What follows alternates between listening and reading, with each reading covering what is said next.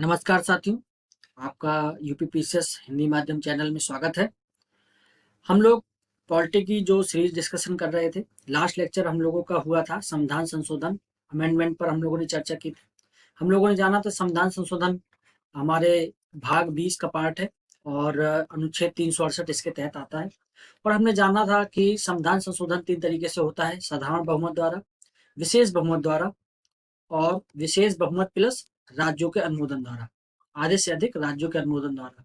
जिसमें हम लोगों ने चर्चा की थी कि जो राज्यों का अनुमोदन मिलता है विधानसभाओं का, वो साधारण बहुमत वाला अनुमोदन होता है। ठीक है, तो जैसे अगर कोई भी ऐसे नियम कानून आ रहे हैं जिसमें राज्यों की शक्ति में प्रभाव पड़ रहा है या राज्यों की शक्ति किसी प्रकार से प्रभावित हो रही है या न्यायपालिका की शक्ति प्रभावित हो रही है, तो ऐसे किसी प्रकार के जो कानून हैं या जो नियम हैं उसमें राज्यों का अनुमोदन आवश्यक होगा। तो आप विशेष बहुमत प्लस राज्यों का अनुमोदन वाला इस तरीके से याद रखिएगा। मैं इसको इस तरीके से याद रखता था अपने लिए कि किसी भी प्रकार से राज्यों की शक्ति को अगर कमजोर किया जा रहा है, जैसे जीएसटी है, जीएसटी में वैट को हटाया गया तो इसमें राज्यों की शक्ति को कमजोर किया गया।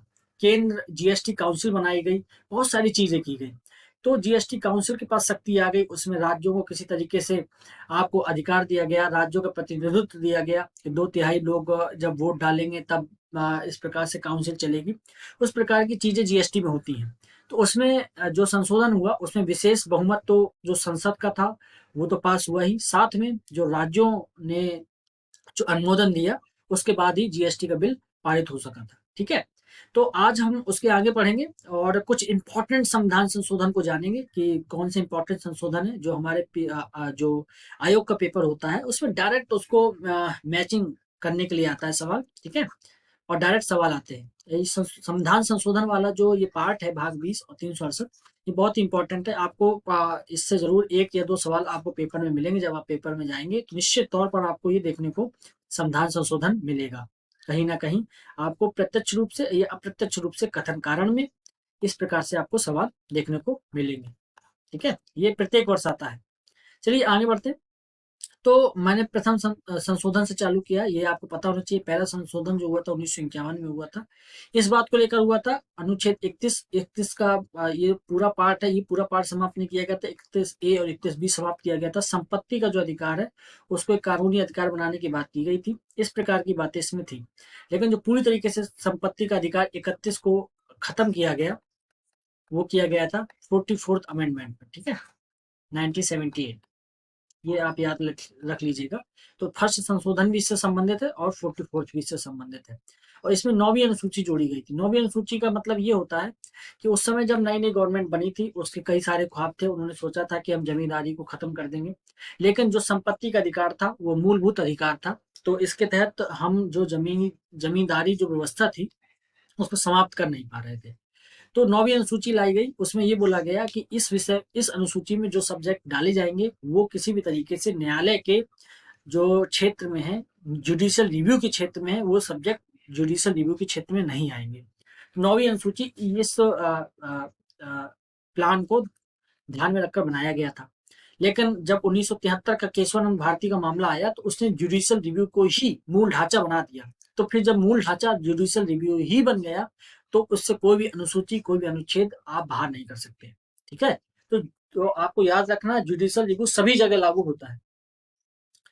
इसके बाद जो दूसरा इंपॉर्टेंट अनुच्छेद है 42वां संविधान संशोधन है। इसको लघु संविधान कहते हैं। बस मैंने इसको यहाँ यही दर्शाया है अभी आपको। ठीक है ना, जब हम 42 संविधान संशोधन को अलग से डिस्कस करेंगे, ठीक है ना, मेंस के हिसाब से, अभी केवल आपको प्रीलिम्स के हिसाब से तो बस ये डाटा याद होना चाहिए। और 42 संविधान संशोधन में क्या क्या जोड़ा गया था, उद्देश्य का में क्या चेंज किए गए थे, इस प्रकार की जो बातें थी वो मैं आपके साथ पहले ही डिस्कस कर चुका हूँ। वहां पर आप देख सकते हैं पुराने जो लेक्चर पॉलिटी के। एक से बाद 52 जो अमेंडमेंट है ये बड़ा इंपॉर्टेंट है। ये दल बदल से संबंधित अमेंडमेंट था।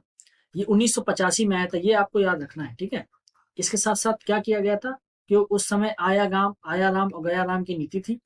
मतलब कोई भी विधायक दूसरे दल में शामिल हो जाता था, इसकी सरकार गिर जाती थी, तो सरकार स्थायी नहीं रह पा रही थी, तो दल बदल का कानून लाया गया और 10वीं अनुसूची जोड़ी गई। ठीक है, तो आपको दोनों याद रखना है। 10वीं अनुसूची किसके तहत आई, जो 52 अमेंडमेंट है उसके तहत। कब आया था ये, 1985 में।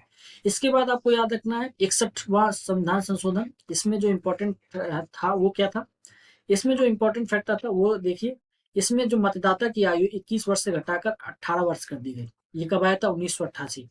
ये सन भी थोड़ा सा याद रखिएगा, ठीक है ना। एक ओवरव्यू आपको पता होना चाहिए, गिनती की 7-8 अमेंडमेंट मैं आपको दे रहा हूँ, ये आपको पता होना चाहिए पूरी तरीके से, क्योंकि आप मैचिंग करने के लिए डायरेक्ट ही सवाल पूछे जाएंगे आपसे। तो 18 वर्ष कर दी गई, तो ठीक है। तो 18 वर्ष आयु करने का मतलब है आज जो भी 18 वर्ष का हो जाता है उसको मतदाता सूची में उसका नाम हो जाता है और वो मतदान करने जाता है। इसके बाद 69th अमेंडमेंट। 69th अमेंडमेंट में दिल्ली को राष्ट्रीय राजधानी क्षेत्र का दर्जा दिया गया। एनसीआर आपने नाम सुना होगा।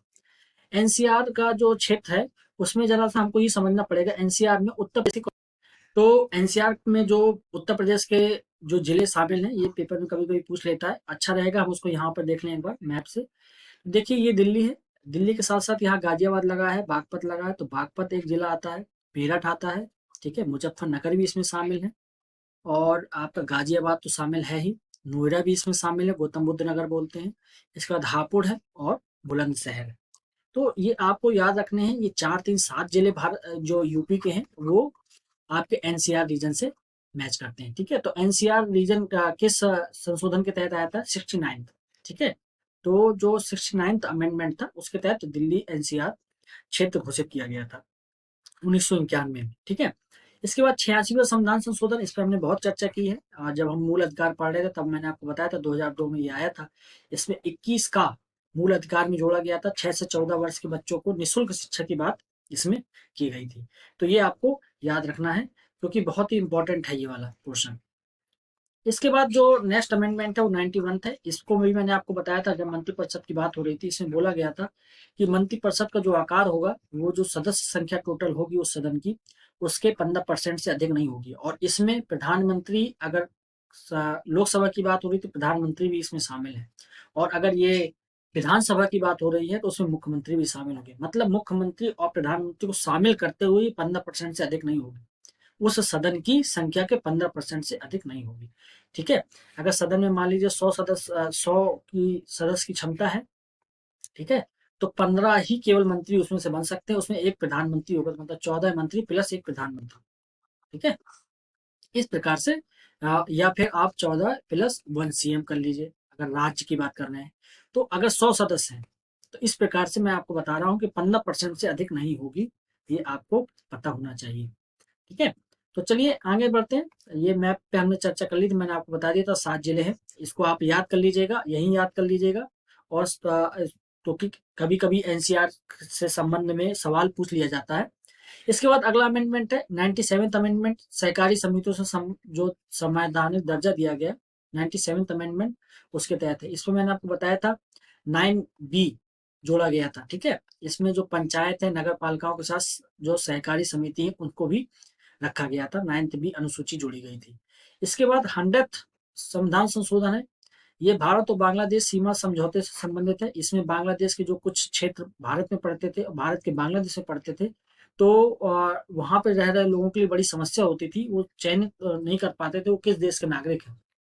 तो इस समस्या को दूर करने के लिए ये संशोधन आया, जो जिसको हम 100 शतक बोलते हैं इसको। तो 100वां संशोधन था, 2015 में आया। ये आपको थोड़ा सा सन याद रखना पड़ेगा, 100वां संशोधन। ये आपको ये वाले जो संविधान संशोधन अधिनियम है ये आपको सारे याद रखने हैं, ठीक है, क्योंकि ये क्रम से पूछा जाएगा, ये वर्तमान के हैं, करंट मुद्दे हैं इसलिए। 101 जीएसटी से संबंधित है, 2016 में आया था। 100वां आया था 2015 में। 102 है राष्ट्रीय पिछड़ा वर्ग आयोग को संवैधानिक दर्जा, इसमें 338 भी जोड़ा गया था। राष्ट्रीय पिछड़ा वर्ग आयोग की बात करता था पहले, लेकिन उसको संवैधानिक दर्जा नहीं था, ठीक है। तो इसमें एक अध्यक्ष होते हैं, एक उपाध्यक्ष होते हैं, प्लस अन्य जो 3 सदस्य होते हैं पिछले वर्ग से संबंधित होते हैं। इसकी जो अध्यक्ष की चयन होता है वो राष्ट्रपति करते हैं। तो कुल मिलाकर ये था कि जो पिछड़े वर्ग के लोग हैं उनसे संबंधित जो समस्याएं हैं उनका निदान करना, ये पिछड़ा वर्ग आयोग की काम था। वो राष्ट्रपति को समय समय पर इसकी सलाह देता था, संतुति देता था। तो और राष्ट्रपति जो पिछड़ा वर्ग आयोग से जो उसको सुझाव मिला है उसको संसद के सामने रखवाने का कार्य करता था, लोकसभा अध्यक्ष के माध्यम से और उधर आपके सभापति के माध्यम से। तो इस प्रकार से ये पूरी प्रक्रिया चलती थी। तो ये भी आपको याद रखना, 102 संशोधन किससे संबंधित है। अब आ जाते हैं 103 संशोधन 2019। ये कितना लेटेस्ट है ये देख लीजिए। ये ईडब्ल्यूएस जो आप सुना होगा, उसमें 10% आरक्षण की बात करता है। किस क्षेत्र में? सरकारी नौकरी के क्षेत्र में प्लस शिक्षा के क्षेत्र में, दोनों जगह। ठीक। इसके बाद 104 संशोधन 2019, ये भी याद रखिएगा। एंग्लो इंडियन मनोनयन की जो व्यवस्था उसको समाप्त कर देता है। ये एंग्लो इंडियन के जो 2 सदस्य लोकसभा में चुने जाते थे, लोकसभा की टोटल क्षमता 552 है, लेकिन 550 प्लस 2 एंग्लो इंडियन लोगों को चुना जाता था। तो अब इसको समाप्त कर दिया गया है। 331 के तहत राष्ट्रपति चुनते थे और 333 के तहत राज्यपाल विधानसभा में इस तरीके की व्यवस्था करते थे। तो दोनों व्यवस्थाएं अब समाप्त कर दी गई हैं। लेकिन एससी और एसटी का आरक्षण अगले 10 साल के लिए बढ़ा दिया गया है। ठीक है, ये भी इसमें शामिल है, 104 संशोधन अधिनियम 2019। तो ये आपको पता होना चाहिए एग्जैक्टली कि इसमें क्या क्या था। सीधा पूछ सकता है वो आपसे सवाल। इसके बाद देखते हैं क्या है ये जो लेटेस्ट 105। ये तो पता ही होना चाहिए, 2021 में आया। इसमें बोला कि राज्य और जो केंद्र शासित प्रदेश हैं वो अपने क्षेत्र के जो वहां पर जातियां रह रही हैं वो तय कर सकती हैं सामाजिक और शैक्षिक रूप से जो पिछड़े वर्ग हैं उनकी पहचान करने की उनकी शक्ति को बहाल करना है। कहने का मतलब ये है कि स्टेट को ये पावर दी गई है कि उनके यहाँ जो निवासी निवास कर रहे हैं या जो वर्ग निवास कर रहे हैं वो तय कर सकते हैं कि कौन पिछड़े हैं कौन पिछड़े नहीं है। ठीक है ना। पहले केंद्र से बहुत अनुमोदन लेना पड़ता था, अब ऐसा नहीं है। अब राज्य सरकार अपना लिस्ट बनाकर भेज सकती है और वो केंद्र सरकार से भिन्न हो सकती है। दोनों बातें हैं। ये आया क्यों था? क्योंकि आप देख रहे होंगे मराठा और जाट का आंदोलन बराबर चल रहा था आपके इधर महाराष्ट्र क्षेत्र में, और जाट आंदोलन चल रहा था। तो उस समस्याओं को देखते हुए राज्यों को पावर दी गई जो वहाँ के लोग हैं उनके लिए कुछ आरक्षण की व्यवस्था हो सके। ठीक है ना। तो राज्यों को इस प्रकार से पावर दी गई है। तो ये कुछ हमने इम्पोर्टेंट, मैं आपको ये बता दिया कि इम्पोर्टेंट संशोधन है। ये आपको तो पता ही होना चाहिए। ये बिल तो बिल्कुल मैं आपको बता दे रहा हूँ, ये मैचिंग के लिए आएंगे सवाल। आप जब पेपर में बैठेंगे तो आपको कोई ना कोई संशोधन इसमें जरूर मिलेगा, जितने मैंने लिखे हुए हैं। तो ये मैच कराने के लिए आते हैं। कुछ सवाल देख लेते हैं जो आयोग ने पूछे। अब देखिए थोड़ा सा आयोग ने पैटर्न चेंज किया है सवाल पूछने का। वो यहाँ पूछता है नहीं। ठीक है ना, आपको ये सब चेक करना है। ठीक है, चलो पहले सवाल देखते हैं। भारतीय संविधान में संशोधन के लिए विधेयक लाया जा सकता है। कल मैंने आपको पढ़ाया था, विधेयक आप राज्यसभा में भी ला सकते हैं, लोकसभा में भी ला सकते हैं। दोनों जगह पर आप ये संशोधन विधेयक लाया जा सकता है। ठीक है, और दोनों जगह विशेष बहुमत से अलग अलग पारित होना चाहिए इसको। फिर उसके बाद राष्ट्रपति के पास जाएगा। राष्ट्रपति इस संशोधन के लिए मना नहीं करेंगे, वो पारित करेंगे ही करेंगे। ठीक है, मना नहीं कर सकते वो। तो या तो वो लोकसभा में आएगा या तो राज्यसभा में आ जाएगा। सी इसका आंसर हो जाएगा। ठीक है, और कोई आंसर इसका नहीं होगा। ठीक है, केवल लोकसभा में ये नहीं हो सकता, राज्यसभा में नहीं हो सकता, सर्वोच्च न्यायालय का कोई मतलब नहीं है। ये तो सबसे पहले कटना चाहिए। अगर कोई व्यक्ति इसको लगा रहा है तो इसका मतलब है कि उसने कुछ, मतलब वो सो कर आ गया है सीधे, उसको सर्वोच्च न्यायालय उसने सबसे ज्यादा पढ़ा था पेपर में। इस तरीके की ये बात हो जाएगी। चलिए आगे चलते। ये देखिए कितना स्मार्ट क्वेश्चन है। ये बिल्कुल है, ये तो राजस्थान में पूछा गया था, लेकिन मुझे पूरा यकीन है कि किसी दिन इसमें उत्तर प्रदेश लिखकर भी आ सकता है। ठीक है, क्योंकि प्रक्रिया वही है। ये बोलता है कि अनुच्छेद जो 368(2) के उपबंधों के तहत यदि कोई विधेयक भारतीय संसद द्वारा पारित होने के पश्चात राजस्थान की जगह उत्तर प्रदेश विधानसभा के पास संकल्प द्वारा अनुसमर्थन के लिए आता है तो विधानसभा संकल्प पारित कर सकती है, विधानसभा संकल्प अस्वीकार कर सकती है। ऐसे संकल्प पर कोई संशोधन प्रस्तावित नहीं किया जा सकता। तो पहली बात तो आपको ये पता होना चाहिए कि ये जो सी वाली बात है ये तो गलत हो जाती है। ठीक है ना। अगर, क्योंकि इसका सीधा सीधा मतलब ये है कि विशेष बहुमत प्लस राज्यों का अनुमोदन। अगर ये वहां से केंद्र से आ रहा है, विशेष बहुमत प्लस राज्यों का अनुमोदन, राज्यों का अनुमोदन,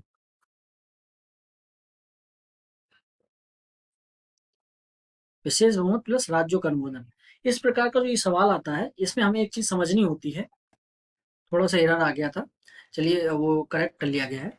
तो यहाँ पे मैं बात कर रहा था, विधानसभा संकल्प पारित कर सकती है, विधानसभा संकल्प अस्वीकार कर सकती है। ऐसे संकल्प में कोई संशोधन प्रस्तावित नहीं किया जा सकता। तो 368(2) के संबंध में कोई भी जो प्रस्ताव है वो तो पहली बात तो कोई प्रस्तावित राज्य सरकार कभी नहीं करेगी। ये संसद का खुद का अधिकार है। संसद में या तो राज्यसभा लाएगी या लोकसभा लाएगी। ठीक है, तो ये राज्य सरकार के पास इसकी पावर नहीं आती है। तो इसका मतलब है कि इसमें जो सी विकल्प है वो बिल्कुल सही है। आपको सबसे पहले ये हटा देना है। ठीक है, ये बिल्कुल याद रखिएगा। ये देखिए कितना इंपॉर्टेंट, किस तरीके से क्वेश्चन बनाया गया है। ये राजस्थान की जगह उत्तर प्रदेश हो सकता है, बुंदेलखंड हो सकता, सॉरी उत्तराखंड हो सकता है, या आपका आर ओ आर ओ में भी इसमें सवाल पूछे जा सकते हैं। यहाँ पे राज्य केवल बदल सकते हैं। सवाल बहुत अच्छा है ये। तो इसका मतलब ये है कि ए नहीं होगा, ठीक है।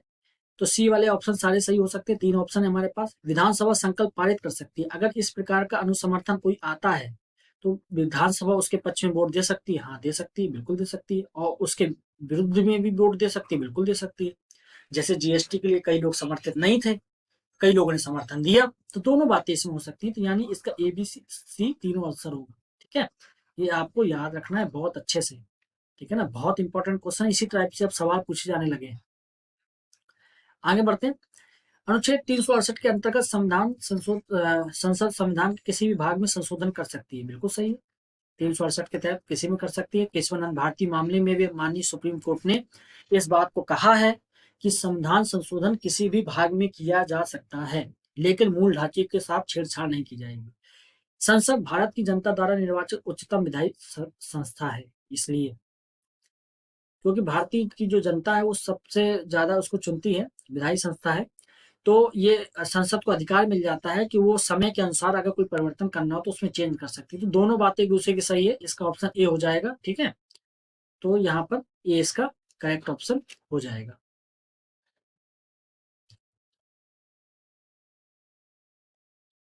अब आगे चलते हैं, देखते हैं।